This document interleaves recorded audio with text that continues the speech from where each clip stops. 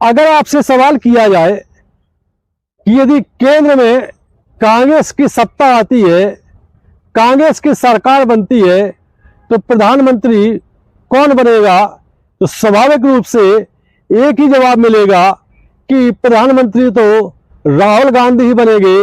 वही प्रधानमंत्री पद के दावेदार है कांग्रेस की ओर से।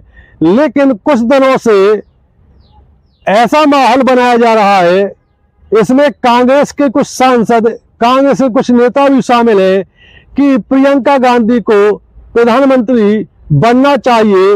इसको लेकर के लगातार बयानबाजी शुरू हो गई है कि यदि प्रियंका गांधी को प्रधानमंत्री पद का दावेदार घोषित कर दिया जाए तो केंद्र में कांग्रेस की सरकार बन सकती है।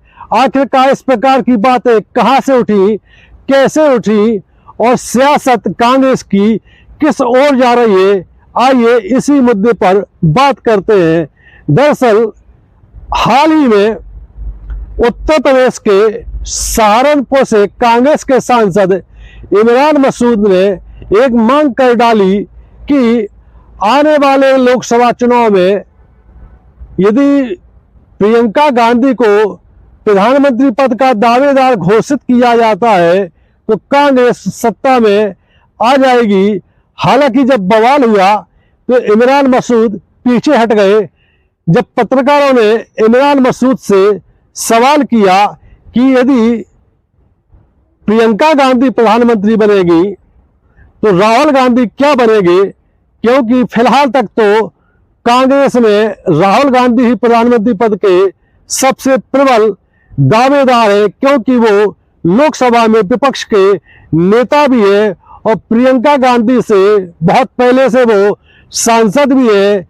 इस पर इमरान मसूद अपने बयान से पीछे हट जाते हैं। उनका कहना है कि प्रियंका गांधी और राहुल गांधी में कोई अंतर नहीं है। प्रियंका गांधी बिल्कुल इंदिरा गांधी जैसी दिखती है और कांग्रेस की अगर दो आंखें हैं तो एक आंख राहुल गांधी है, दूसरी आंख प्रियंका गांधी है। लेकिन तर्कस से तीर तो निकल चुका है। इमरान मसूद ने ये बयान ऐसे ही नहीं दे दिया। ऐसे कई नेता हैं कांग्रेस में जो प्रियंका गांधी को राहुल गांधी से ज्यादा योग्य मानते हैं। प्रियंका गांधी को कांग्रेस का नीति निर्धारक बनाने में लगातार वो इसकी वकालत कर रहे हैं। उड़ीसा के एक बड़े नेता को कांग्रेस पार्टी से इसीलिए निकाल दिया गया क्योंकि उन्होंने खुल करके प्रियंका गांधी को कांग्रेस पार्टी का अध्यक्ष बनाने की मांग कर डाली थी। और भी कई ऐसे नेता हैं जो मल्लिकार्जुन खड़गे की जगह प्रियंका गांधी को कांग्रेस का राष्ट्रीय अध्यक्ष बनाने की वकालत कर रहे हैं। यानी कांग्रेस ने ही प्रियंका गांधी और राहुल गांधी को लेकर के एक प्रकार से दो गुट बन चुके हैं। इसके पीछे राजनीति के जो जानकार है वो बता रहे हैं कि बीजेपी का बड़ा हाथ है।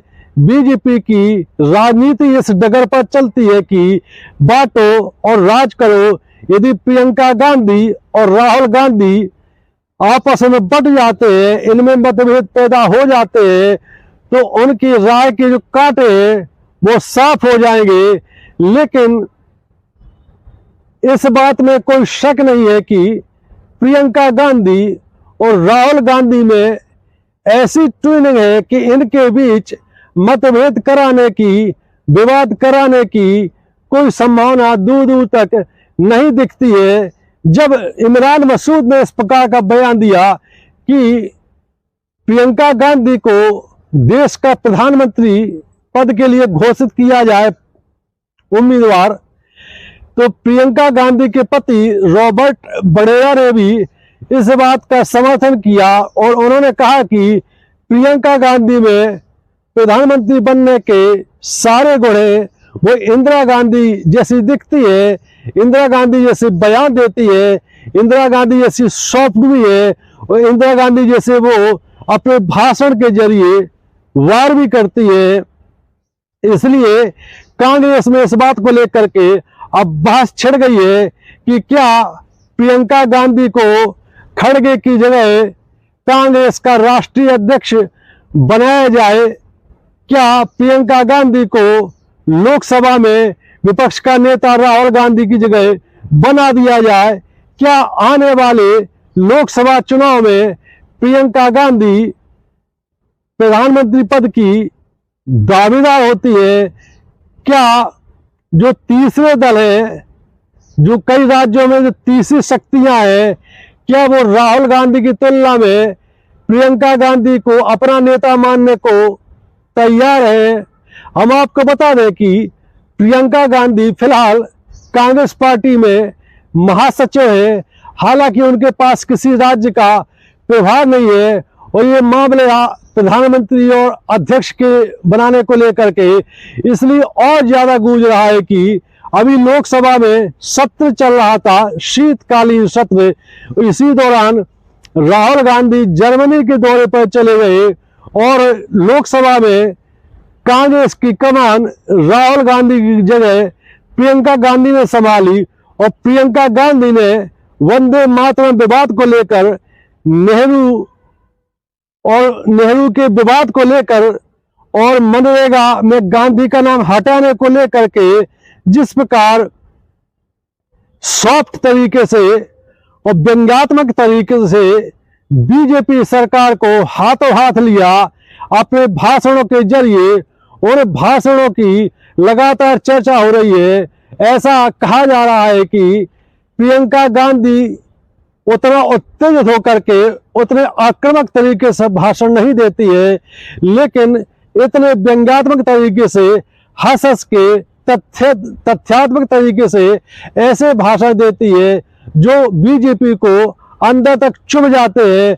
हालांकि बीजेपी और ज्यादा तब बौखला जाती है जब राहुल गांधी लोकसभा में और लोकसभा के बाहर कांग्रेस और आरएसएस पर सीधा हमला करते हैं, आक्रामक तरीके से गंभीर आरोप लगाते हैं और बाद में उन गंभीर आरोपों को लेकर वो बाकायदा सबूत भी पेश करते हैं।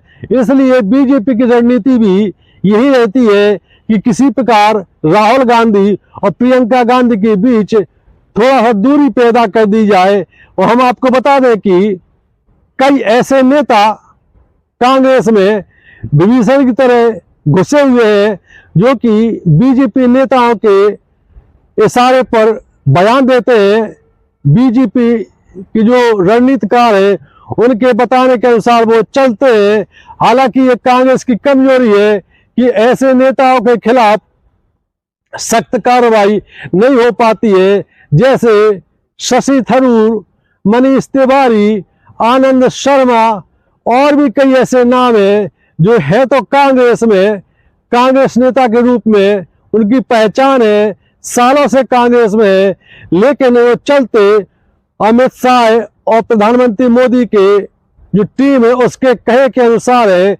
इसलिए हमको ये भूल जाना चाहिए कि कितना भी कोई कोशिश कर ले, राहुल गांधी और प्रियंका गांधी के बीच किसी प्रकार का कोई विवाद फिलहाल या आगे भविष्य में होने की कोई उम्मीद है, क्योंकि दोनों के बीच गजब की ट्यूनिंग है और प्रियंका गांधी भी चाहेंगी कि राहुल गांधी ही देश के प्रधानमंत्री पद के दावेदार हो, क्योंकि वो कई सालों से लोकसभा में है और उनके जो आक्रामक अंदाज है, जो आरोप लगाते हैं, उसको लेकर के बीजेपी तिलमिला जाती है।